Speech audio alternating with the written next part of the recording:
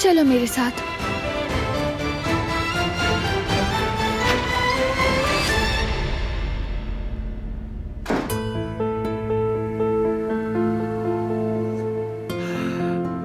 या अल्लाह, अपने बच्चों को यूं लड़ते देखना मेरे दिल को चीर कर रख देता है।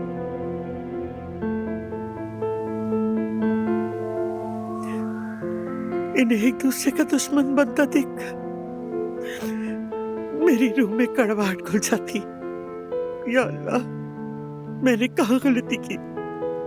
ऐसा क्या किया अपने बेटों को, अपने घर को, अपने खानदान को जोड़ न सके?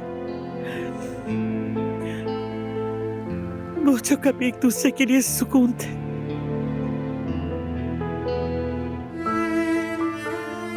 आज एक दूसरे की नफरत बन गए। काश मैं वो पल लौटा सकती। आ जा।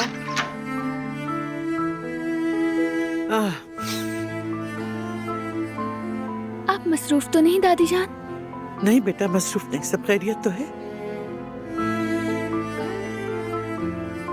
कोई परेशानी की बात तो नहीं है ना?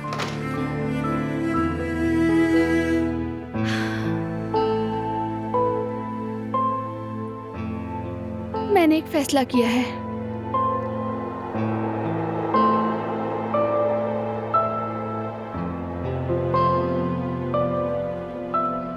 गुल से बात हो चुकी है।